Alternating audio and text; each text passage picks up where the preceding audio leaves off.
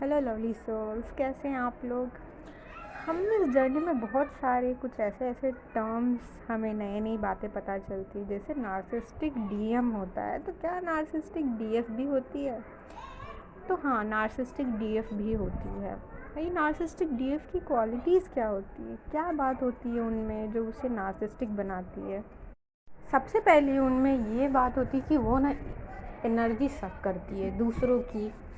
जैसे उसे लगता है कि चलो झगड़ा कर लेते हैं, चलो यहाँ बहुत अच्छा मौका है, यहाँ पे गॉसिप कर लेते हैं, दूसरों की पोजीशन हड़पना या फिर पॉलिटिक्स करना। जैसे कि कहीं भी, जैसे कि आपने स्कूल में देखा होगा, कॉलेज में देखा होगा, एक ऐसी फीमेल आपने देखी होगी जो हमेशा रहता ना कि बुरी तरीके से मैं आगे बढ़ जाऊँगी, मैं आगे बढ़ जाऊँगी और मैं बढ़ के रहूँगी, मुझे कोई नहीं रोक सकता। सीधे तरीके से नहीं, ईमानदारी से नहीं, दूसरों की एनर्जी सक करके, बहुत बातों से वो सोचेंगी कि मीठी मीठी बातें करके शायद मैं इस पोजीशन को पा सकती हूँ, कुछ और करके पा सकती हूँ। तो ऐसा उनका सोचना होता है। सेकंड जो नार्सिसिस्टिक डीएफ में देखी गई है कि वो ना बहुत ईगोइस्टिक होती है। ईगोइस्टिक मतलब अगर वो बहुत टैलेंटेड है, ऑब्वियसली वो टैलेंटेड होती भी है, क्योंकि पहले वो थी, वो एक अच्छी डीएफ थी, लेकिन उनके ऊपर ये लेयर इस दुनिया की वजह से चढ़ी। उनके फैमिली में कुछ ऐसा हुआ, उनके घर पे ऐसा कुछ था, उनकी लाइफ की सिचुएशन थी कि उन्होंने अपने आप को ऐसा बना लिया। उन्हें ऐसा लगा कि अगर मैं ऐसी नहीं बनूँगी तो ये दुनिया मुझे छोड़ेगी नहीं, मुझे बनना पड़ेगा अपने आप को प्रोटेक्ट करने के लिए। तो एक नार्सिसिस्टिक डीएफ अपने आप को इसलिए ऐसा बना ले रही है क्योंकि उसे लगता है कि दुनिया से बचाने के लिए उसे ऐसा होना ज़रूरी है। ये उसका कुछ बिलीफ है कि अगर वो अच्छी रही ना तो लोग उसका फ़ायदा उठा लेंगे। तो वो क्या करती है, अपने इंटेलिजेंस से धीरे धीरे आगे बढ़ती है। तो देखती है कि काफ़ी ईगो में आ जाएगी वो। मैं तो बहुत अमीर हूँ, मेरे पास तो इतना पैसा है ना कि मैं बता भी नहीं सकती, मैं इतनी रिच फैमिली से हूँ, मेरे पास गाड़ी है, घर है, मैं बहुत खूबसूरत हूँ, लोग तो मेरे आगे पीछे घूमते हैं। ऐसा एटीट्यूड होगा, मतलब ईगोइस्टिक, बहुत ज़्यादा ईगोइस्टिक, कि वो टूटेगी ही नहीं ईगोइस्टिक उनकी।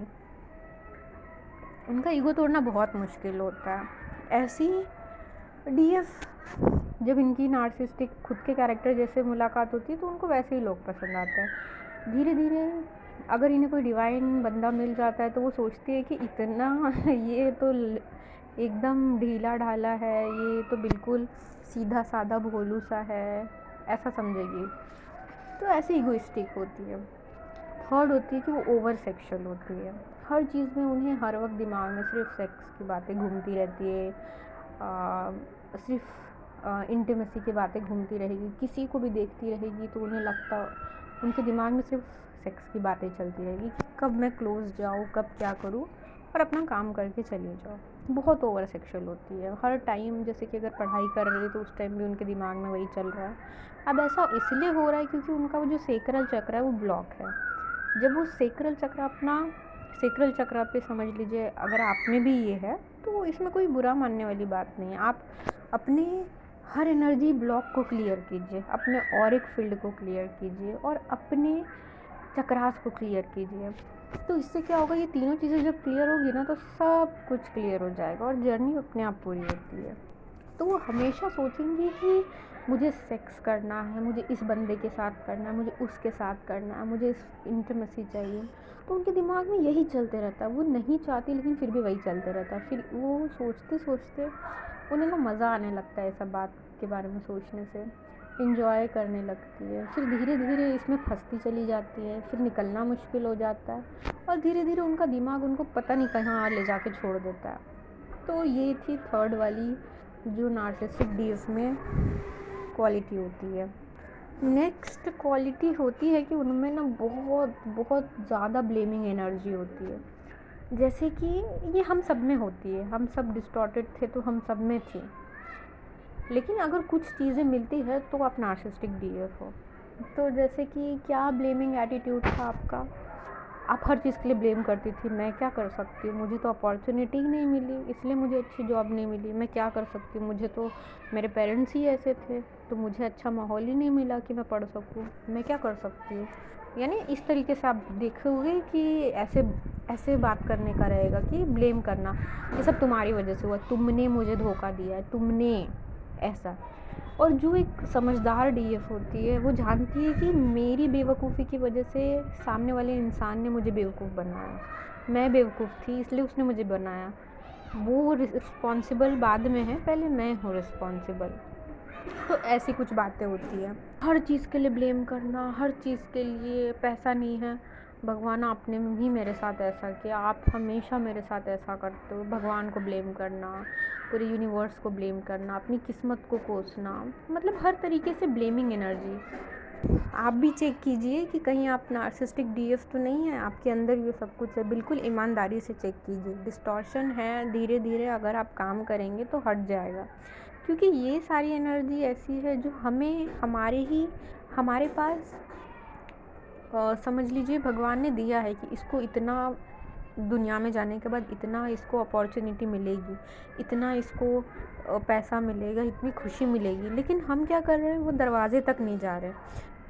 क्यों नहीं जा रहे? क्योंकि वो दरवाजे तक जाने के लिए हमें अपनी कुछ बातों को छोड़ना है, लोभ को छोड़ना है, मोह को छोड़ना है, अटैचमेंट, अपनी लालच को छोड़ना है। तो ये सब जो छोड़ते जाता है ना और फिर आगे बढ़ता है, उसको वो मिलता है।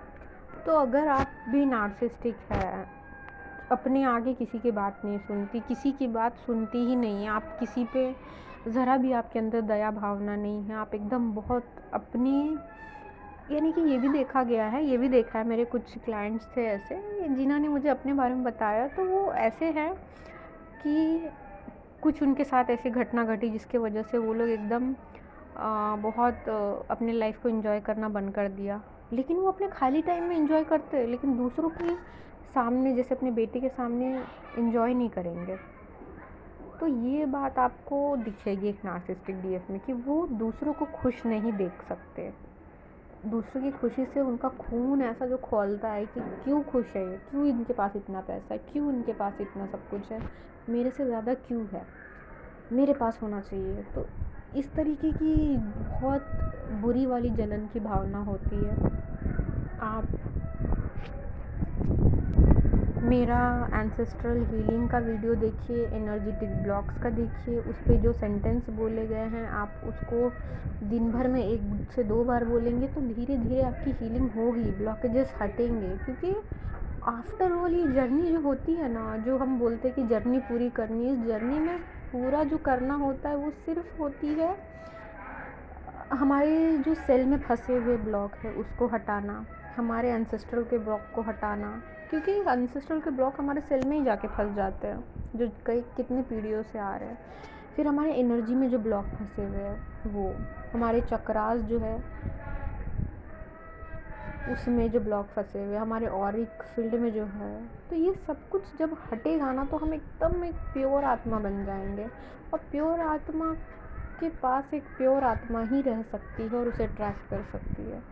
तो आप अपने लिए अच्छे डिसीजन लिया कीजिए। अगर आपको लगता है कि कोई ऐसा आपको लड़का अप्रोच कर रहा है जो कार्मिक है, तो आप अपनी सद्बुद्धि से, अपने लॉजिकल माइंड से उस रिश्ते को मना कर दीजिए।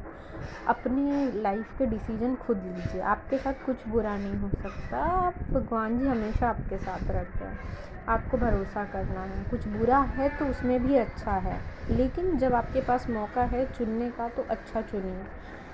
अपना ध्यान रखिए और हमेशा खुश रहिए।